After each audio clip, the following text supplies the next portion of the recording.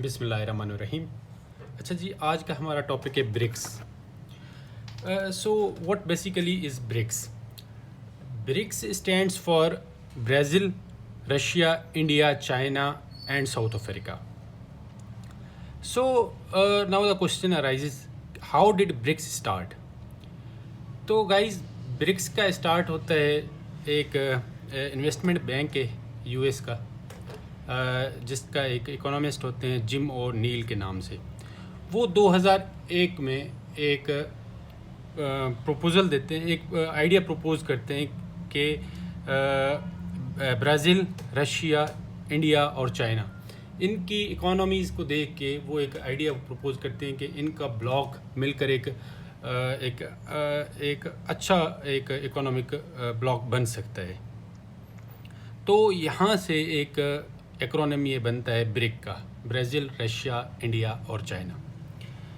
तो इस थॉट की ये कम इनटू एग्जिस्टेंस इन 2001, और इसका जो इन रियल वर्ल्ड जो इसकी जो आगाज़ होता है वो 2009 में होता है, जब एक मीटिंग होती है रशिया में ब्रिक के लीडर्स की, जिसमें ब्राज़ील, रशिया, इंडिया और चाइना के लीडर्स मिलते हैं 2009 में। तो गाइस, इसके बाद एक साल के बाद साउथ अफ्रीका इस ब्लॉक को ज्वाइन करते हैं, तो ये फिर बन जाता है ब्रिक्स, ऐसे इसमें ऐड हो जाता है साउथ अफ्रीका का। तो बेसिकली ये है क्या? ये it's not an international organisation, ये कोई यूएन की तरह कोई इंटरनेशनल ऑर्गेनाइजेशन नहीं है। It's just a platform for cooperation and exchange between the governments. ये एक कोऑपरेशन का एक प्लेटफॉर्म है, जिसमें हर जो मेंबर स्टेट है उसकी एक से है, और हर मेंबर स्टेट की एक व्यू पॉइंट एक जैसी अहमियत रखता है। और it's similar to G7 countries, like G7 countries, जो कि एक ग्लोबली डेवलप्ड कंट्रीज़ का एक ब्लॉक है, जिसमें कनाडा है, US, UK, Italy, France, Germany, इस जैसे मुल्क हैं। तो बेसिकली इनका मकसद क्या है ब्रिक्स की नेशन का? गाइस, ब्रिक्स का बेसिक जो पर्पज़ है वो है to diversify the existing western led global financial system. तो ये जो ग्लोबली हमारा फाइनेंशियल सिस्टम एग्जिस्ट करता है, ये वेस्टर्न लेड है, जिसके इंस्टीट्यूट्स हैं, IMF हो गया, वर्ल्ड बैंक हो गया। ये जब 2009 में ब्रिक बना, तब ग्लोबली एक इकोनॉमिक क्राइसिस थे। उसके बाद एक capitalist, western led capitalist system पर डेवलपिंग कंट्रीज़ में और थ्रू आउट द वर्ल्ड एक क्वेश्चन अराइज हुए कि ये system kind of is suffering from the Western capitalist system is suffering from depression, we can say. So similarly, BRICS countries ने इनका मकसद में एक चीज़ तो ये है कि to diversify the existing western led global financial system. Secondly, उनमें रिफॉर्म्स लाने के साथ साथ इन कंट्रीज़ का ये भी एजेंडा था कि एक अल्टरनेटिव फाइनेंशियल सिस्टम प्रपोज किया जाए, बनाया जाए, जिसमें लोकल करेंसीज़ को प्रमोट किया जाए और मेंबर स्टेट्स और डेवलपिंग वर्ल्ड को एक जिसमें से है और उनकी उनमें प्रोजेक्ट्स के लिए उनको फंड किया जाए। तो गाइस, इसमें ब्रिक्स का एक जो मेजर इसमें इनिशिएटिव था वो था development of national new development bank. तो इसमें ये होता है कि ये बैंक ब्रिक्स की नेशन जो है ना खोलते हैं तकरीबन 2017 में। तो ये इस बैंक के थ्रू वो फंड करते हैं different projects in member states.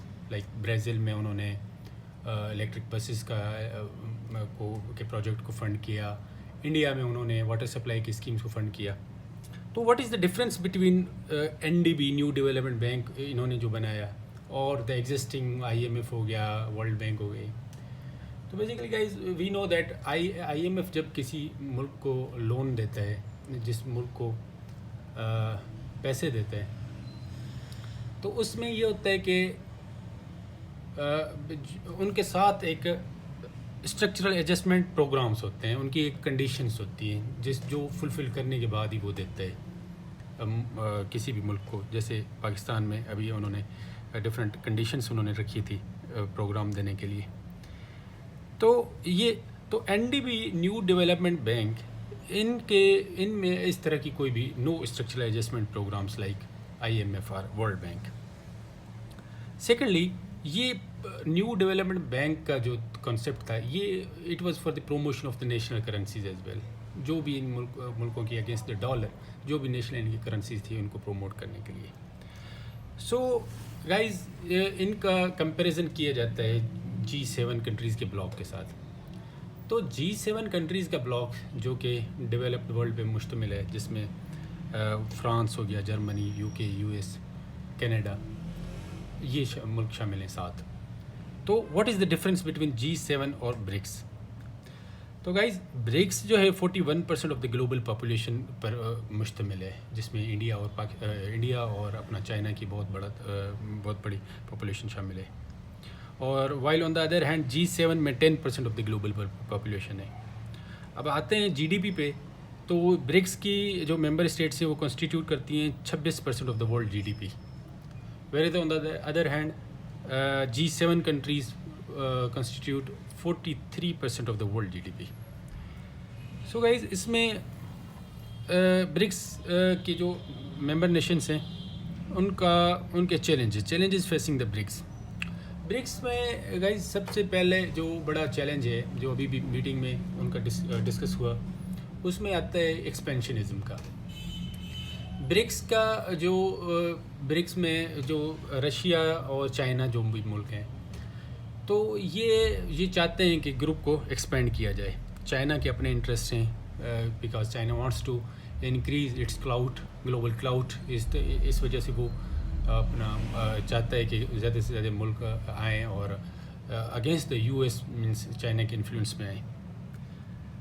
मोर और सिमिलरली रशिया भी चाहता है, क्योंकि उन्होंने यूक्रेन के साथ जंग छेड़ी हुई है, उनके साथ उनको एक सपोर्ट मिल जाएगी। सिमिलरली सेकंड चैलेंज जो इसमें आता है वो है डाइवर्जिंग इंटरेस्ट का। डाइवर्जिंग इंटरेस्ट इसमें ब्लॉक जो मुश्तमिल है गाइस, इसमें ब्राज़ील जैसे साउथ अमेरिका में, साउथ अफ्रीका में, चाइना एशिया में, तो गाइस इसमें इन मुल्कों के आपस में इंटरेस्ट डाइवर्ज करते हैं। Like India sees this bloc as a voice to the global south are developing countries, and China and Russia sees it as an anti-West bloc। तो गाइज इसमें ये चैलेंजेस हैं इस ब्रिक्स के। तो आते हैं अब इसमें पाकिस्तान के तनाजुर में पाकिस्तान के लिए अपॉर्चुनिटीज़। तो गाइज पाकिस्तान की फॉरेन अफेयर्स मिनिस्ट्री ने ये ऐलान किया था कि पाकिस्तान ने ब्रिक्स की मेंबरशिप के लिए अप्लाई किया है। तो इसमें पाकिस्तान के लिए बहुत सारी अपॉर्चुनिटीज़ हैं, जैसे ट्रेड हो गया, इन्वेस्टमेंट हो गई, इंटरनेशनल सपोर्ट हो गई डिफरेंट इश्यूज़ पे। अगर ये मेंबरशिप मिल जाती है तो ये चीज़ें हो जाएंगी। What is the challenge? इसमें चैलेंज सबसे बड़ा ये है कि ये जो जैसे ये ब्लॉक है, ये एक इंटरनेशनल प्लेटफॉर्म है फॉर कोऑपरेशन। इसमें हर मेंबर नेशन की इक्वल से है। अगर even if one of the countries opposes something, तो फिर वो चीज़ नहीं हो पाएगी। सो इस ब्लॉक में इंडिया की प्रेजेंस की वजह से पाकिस्तान को कंसर्न है कि पाकिस्तान की एंट्री को वो अपोज करेंगे, वो ब्लॉक करेंगे। तो पाकिस्तान ने ये टाइम एंड अगेन बोला भी है कि इंडिया की प्रेजेंस की वजह से पाकिस्तान की मेंबरशिप रुक सकती है। तो गाइस इसमें वे फॉरवर्ड क्या है पाकिस्तान के लिए? पाकिस्तान के लिए वे फॉरवर्ड ये है कि पाकिस्तान लॉबी करे टू सीक रशिया सपोर्ट, क्योंकि इस ब्लॉक में रशिया ही ऐसा मुल्क है जो इंडिया के माइंड को डाइवर्ट कर सकता है to allow the membership of Pakistan. तो गाइस ये था एक ब्रिक्स का एक ओवरऑल एक ओवरव्यू और for opportunities for Pakistan and way forward. Thank you guys, thank you.